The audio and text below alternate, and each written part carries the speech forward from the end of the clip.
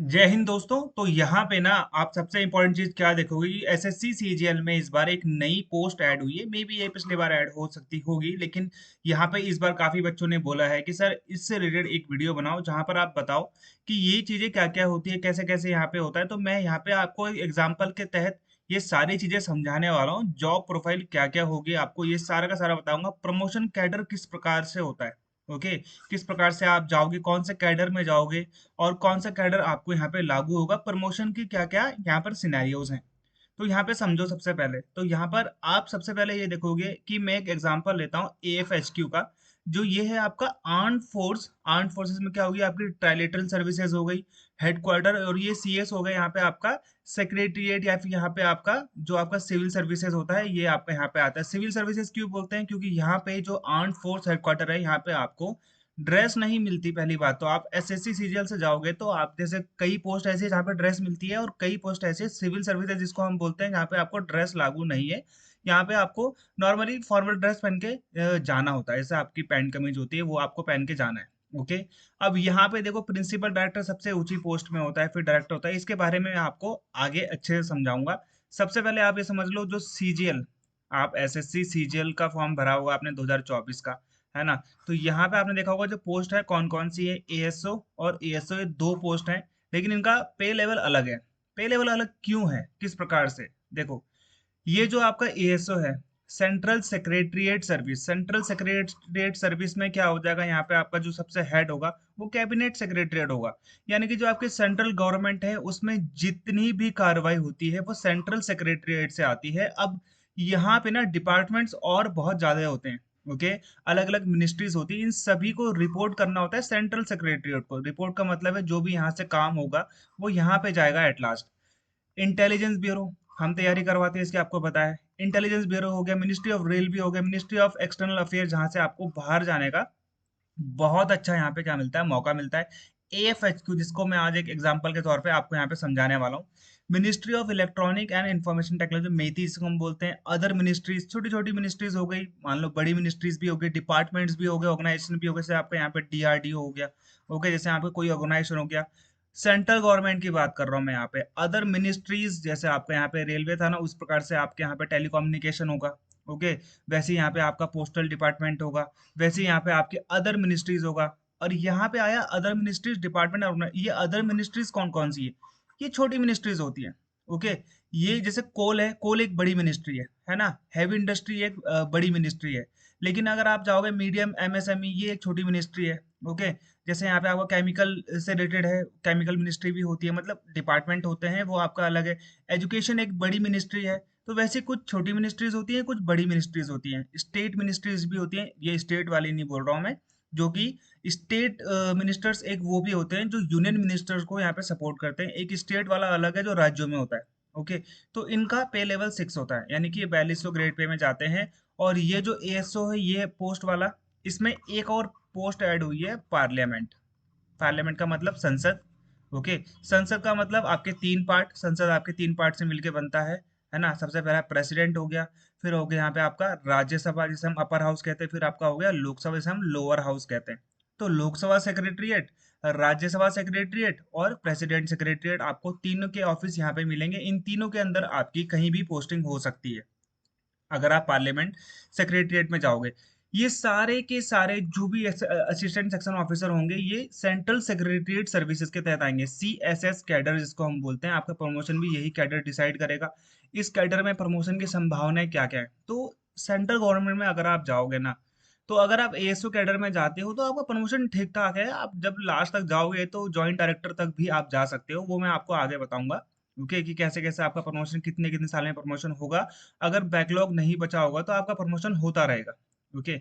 अब यहाँ पे सेंट्रल सेक्रेटरिएट सर्विस में आप जाते हो, ओके। ये सारा का सारा आपको कैडर यही डिसाइड करेगा कि आपका सीएसएस कैडर है, आपको इतने साल में प्रमोशन होना है। लेवल 7 में आप जा रहे हो, कब आप लेवल 8 में जाओगे, फिर 9 में जाओगे, फिर 10 में जाओगे, फिर 11 में जाओगे, ऐसे करके आपका सैलरी लेवल भी बढ़ता रहेगा जितने साल यहाँ पे आपकी सर्विस बोला गया है। तो जब आप पार्लियामेंट में जाते हो as a assistant section officer, तो यहाँ पे आपके इन तीनों में से एक जगह आपको पोस्टिंग मिलती है, वहां पे आप काम करते हो 7-8 साल, उसके बाद आप एसओ बनते हो, ओके। एसओ बनने के बाद फिर आप आगे की प्रमोशन लेते रहते हो। अब देखो, आपका काम क्या होगा? जभी भी देखो वैसे तो जो यहाँ पे आपका असिस्टेंट सेक्शन ऑफिसर होता है, ओके, तो ये होता है सहायक अनुभाग अधिकारी, अनुभाग। अब एक डिपार्टमेंट की बात कर रहा हूँ मैं, बस एक डिपार्टमेंट की, एक हेडक्वार्टर की बात कर रहा हूँ मैं, उसमें बहुत सारे सेक्शन होते हैं, उसमें बहुत सारे यहाँ पे आपको एएसओ मिलेंगे, एसओ मिलेंगे, अभी मैं आपको आगे बताऊंगा, बहुत सारे एएसओ एसओ होते हैं उसमें, मतलब आप जब देखोगे तो आपको बहुत सारे लोग मिलेंगे, ओके।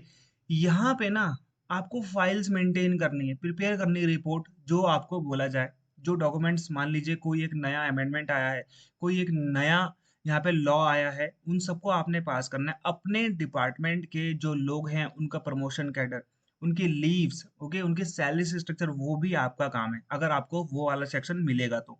सेक्शन अलग अलग होते हैं, अब आपको कौन सा सेक्शन मिलेगा ये आपका ऑफिसर डिसाइड करेगा। तो एएसओ का जो है पर्टिकुलरली उसकी ड्यूटीज में बहुत सारी चीजें हैं।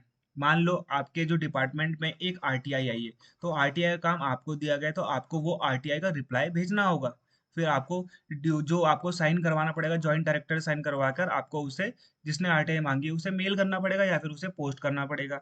आप अपने जो सेक्शंस होते हैं उस डिपार्टमेंट में कोऑर्डिनेट का काम भी करोगे जब आप स्टार्टिंग में जाओगे, और आप अपने सेक्शन ऑफिसर को भी असिस्ट करोगे, ओके, उसके काम में, कि भाई ये काम है, ऐसा ऐसा काम है, ये हमारी चीजें हैं जो हमको ये करनी है।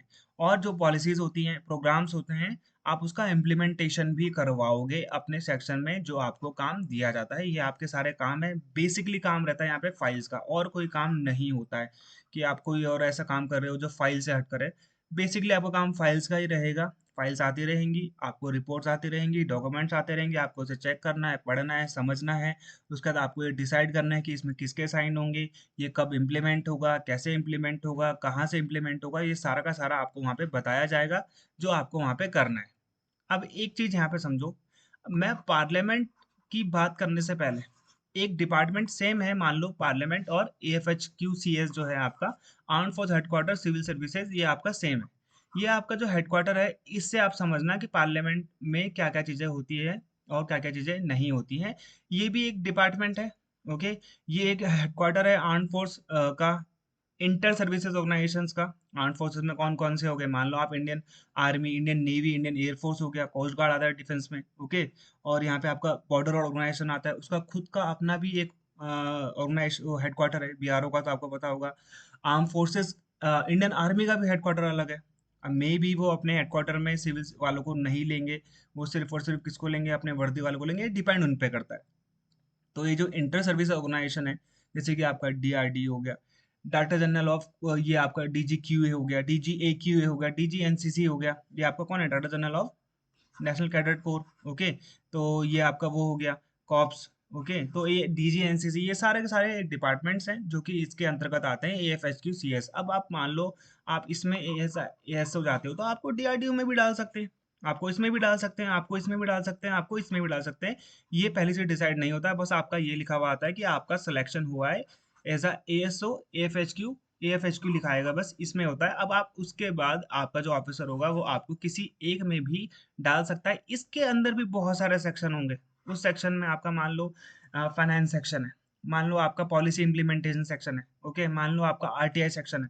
तो बहुत सारे सेक्शन होते हैं, उन एक सेक्शन में आप एज अ एएसओ जाओगे, और उसमें भी बहुत सारे एएसओ होंगे। ऐसा नहीं है कि आप अकेले एएसओ होंगे, बहुत सारे एएसओ होंगे, बहुत सारे एसओ भी होंगे, सेक्शन ऑफिसर्स भी होंगे। अब आप यहाँ पे समझो, अब जो आपका AFHQ है ना, इससे मान लो कि ये एक पार्लियामेंट है, मैं पार्लियामेंट की बात कर रहा हूँ, आपका एक पार्लियामेंट सेक्रेटरी होगा, ओके। तो पार्लियामेंट का सेक्रेटरी होगा, पर्टिकुलरली वो आपके कैडेट, जो आपका कैडर है वो कंट्रोल करेगा, सबसे हेड वही होगा आपका सेक्रेटरी लेवल में, आईएएस होते हैं। और आपका जो डिपार्टमेंट है, मान लो जो AFHQ है, उसका एक सबसे बड़ा हेड होगा। हालांकि ये जो होगा आपका सीएओ, ये है, ये किसको करेगा रिपोर्ट, ये अपने सेक्रेटरी को करेगा, ये सबसे हाई अथॉरिटी है। वो होता है जो दूसरा, ये आपका जो हेड होता है वो होता है जॉइंट सेक्रेटरी लेवल का, ओके। तो अब आप मान लो यहाँ पे कि अब आप सोचोगे कि सर ये तो सिर्फ एक ही होता है, नहीं, ये होता है एक सेक्रेटरी लेवल में। इसके अंडर में जो होते हैं वो होते हैं चार, जॉइंट सेक्रेटरी लेवल के चार होते हैं जो आपके हेड होंगे, ओरिजिनल हेड होंगे। ये इनको रिपोर्ट करेंगे एट लास्ट, और ये रिपोर्ट करेंगे किसको, डिफेंस मिनिस्टर को। डिफेंस मिनिस्टर किसको रिपोर्ट करेगा, प्राइम मिनिस्टर को। प्राइम मिनिस्टर किसको रिपोर्ट करेगा, प्रेसिडेंट को। तो ये हायरार्की चलती रहेगी। आपका जो ओरिजिनल बॉस है वो ये है, अब 4 जॉइंट सेक्रेटरी हैं एएफएचक्यू में, समझ में आ गया? ये 4 जॉइंट सेक्रेटरी हैं जो एएफएचक्यू को चला रहे हैं। अब यहाँ पे देखो, ये आ गया आपका प्रिंसिपल डायरेक्टर, यही होता है जो आपका जॉइंट सेक्रेटरी लेवल पे होता है। ओके, ये पे लेवल 14 पे होता है, ये 4 होते हैं। स्ट्रेंथ है, अब मान लो ये एक भी हो सकते हैं, दो भी हो सकते हैं, गवर्नमेंट की वैकेंसी के हिसाब से गवर्नमेंट कितना रखना चाहती है। ऐसा नहीं होता कि जो ऑथराइज स्ट्रेंथ है हमेशा फुलफिल कभी नहीं रहती भारत में। भारत में कभी भी जो ऑथराइज स्ट्रेंथ है वो कभी भी फुल होती ही नहीं है, हमेशा कम होते हैं। या एक होंगे या तो दो होंगे या तो तीन होंगे, चार तो हो ही नहीं सकते। प्रिंसिपल डायरेक्टर जो कि आपका सीए होता है, ये सबसे हेड होता है आपके एफएचक्यू का। आपका जो पर्टिकुलर सेक्शन बना, आपका जो डिपार्टमेंट काट रखे हैं उसमें उसमें एक प्रिंसिपल डायरेक्टर होगा। ओके, ग्रुप ए सर्विसेज में होगा, डायरेक्ट भर्ती नहीं होती है, बाय प्रमोशन जाएंगे। ओके, फिर आता है आपका डायरेक्टर लेवल में, ये भी ग्रुप ए में आता है। ग्रुप ए, बी और सी है, भारत में 3 लेवल है। ये भी बाय प्रमोशन जाता है। जॉइंट डायरेक्टर ग्रुप ए में होता है, ये भी प्रमोशन से ही जाता है। देखो 157 तो आपके जॉइंट डायरेक्टर है, मतलब आप समझ लो कि कितनी ज्यादा यहाँ पे वैकेंसीज होती हैं। डायरेक्टर लेवल पे 21 लोग होते हैं। ओके, डेप्यूटी डायरेक्टर में आपके ग्रुप ए, ये भी प्रमोशन से जाते हैं, लेवल 11 होता है, कभी भी इनकी डायरेक्ट भर्ती नहीं आती है। 419 तो आपके डेप्यूटी डायरेक्टर हैं। अभी मैंने जब एक मैं चीज पढ़ रहा था इसके बारे में, तो वहां पे लिखा रहा था कि सिर्फ एएफएचक्यू में 100 ही हैं अभी डेप्यूटी डायरेक्टर। मतलब मान लो आप 319 वैकेंसी खाली है, इंडियन गवर्नमेंट के पास है ही नहीं वैकेंसी अभी। ठीक है, तो ये सेक्शन ऑफिसर, ये आपके डायरेक्ट रिक्रूटमेंट होता है यूपीएससी से। यूपीएससी में ना ग्रुप बी की सर्विस, ग्रुप ए की, ग्रुप ए में भी सर्विसेज आती हैं। ये आपका यूपीएससी लेवल से 8 में जाता है, लेकिन वो नॉन फंक्शनल होता है, फिर उसकी 9 हो जाती है 3 या 4 साल की सर्विस के बाद। सेक्शन ऑफिसर 514 है सिर्फ और सिर्फ एएफएचक्यू में। अब मैं यहाँ पे बात कर रहा हूँ एएफएचक्यू की, फिर पार्लियामेंट की, फिर यहाँ पे मैं आपसे बात करूंगा मान लो वेरियस अदर मिनिस्ट्रीज की। मिनिस्ट्री ऑफ कोल हो गया, ministry of chemical, ministry of heavy industry, ministry of MSME हो गया, मिनिस्ट्री ऑफ फाइनेंस हो गया, मिनिस्ट्री ऑफ एक्सटर्नल अफेयर हो गया। उन सब में कितने सारे सेक्शन ऑफिसर होते होंगे। ये सिर्फ और सिर्फ मैं बात कर रहा हूँ एएफएचक्यू की। ओके, आर्म फोर्स हेडक्वार्टर की बात कर रहा हूँ, तो सेक्शन ऑफिसर 514 अलाउड हैं, ऑथराइज्ड हैं, लेकिन ये होते ही नहीं है। मुश्किल से यहाँ पे 200 या 220 समथिंग होंगे। ओके, एएसओ की बात करते हैं, जिसमें आप एसएससी सीजीएल से जाओगे। ये मान लो ये आप पार्लियामेंट में जा रहे हो, ग्रुप बी सर्विसेज हैं।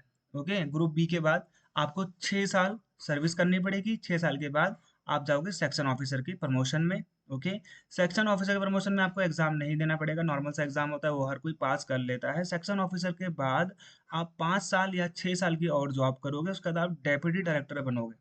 डेप्यूटी डायरेक्टर बनने के बाद यहाँ पे 5 साल है, आप जॉइंट डायरेक्टर बनोगे। फिर 5 साल के बाद यहाँ पे डायरेक्टर बनोगे, और 3 साल की सर्विस के बाद प्रिंसिपल डायरेक्टर बनोगे।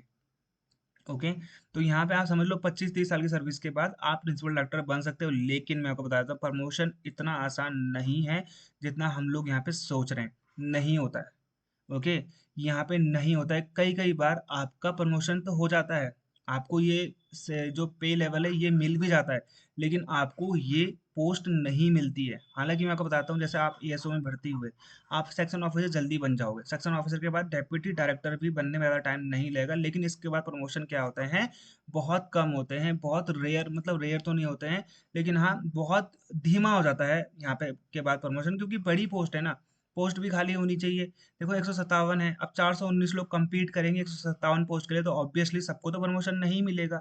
तो यहाँ पर आप डेप्यूटी डायरेक्टर हो अगर, उसके बाद आपको मान लो 5 साल 10 साल भी लग जाते हैं आपको यही पोस्ट पाने में। हालांकि आपका जो टाइम स्केल है ये 5 साल, इसके बाद आपकी ये पे लेवल आपको मिल तो जाएगा, लेकिन ये पोस्ट नहीं मिलेगी आपको, ये पावर्स नहीं मिलेंगी इनकी। ये आपको मान लीजिए ये वाला भी आपको, ये डेप्यूटी डायरेक्टर रहते रहते ये पे लेवल भी मिल सकता है, लेकिन आपको डायरेक्टर की जो ड्यूटीज हैं, डायरेक्टर के जो पावर्स है वो नहीं मिलेंगी, क्योंकि पोस्ट ही खाली नहीं है, क्योंकि वैकेंसी ही नहीं है। समझ में आ रहा है? तो कई बार ऐसा भी होता है कि आप कई साल तो हो जाते हैं प्रमोशन वाले, लेकिन प्रमोशन कैडर नहीं आता, प्रमोशन नहीं हो पाता है, लेकिन पे लेवल बढ़ता रहता है। ऐसा नहीं है कि आपका प्रमोशन भी नहीं हुआ तो पे लेवल भी नहीं बढ़ेगा, पे लेवल भी बढ़ता रहता है। ओके, ये तो कंपलसरी है। तो यहाँ पे एएसओ के बाद आप 6 या 7 साल सर्विस करोगे, उसके बाद आप सेक्शन ऑफिसर बन जाओगे, आपका कैडर आ गया तो आप सेक्शन ऑफिसर बन जाओगे। उसके बाद 5-6 साल के बाद डेप्यूटी डायरेक्टर बन जाओगे, उसका प्रमोशन यहाँ पे हल्का हो जाएगा काफी। ओके, 5-5 10-10 साल भी लग जाते हैं कई बार। अगर आपका प्रमोशन आ गया तो आपको यहाँ पे ट्रांसफर भी दे देते हैं कई बार। कई लोग ट्रांसफर नहीं लेते हैं तो वो प्रमोशन भी नहीं लेते हैं, फिर अपना आराम से एएसओ एएसओ डेप्यूटी डायरेक्टर बनकर उसी जगह पे रहते हैं। ओके। तो ये आपका मैंने एज अ एग्जांपल एएफएचक्यू समझाया, सेम यही क्राइटेरिया आपका पार्लियामेंट का भी होगा। ओके, सेम क्राइटेरिया रहता है हर जगह।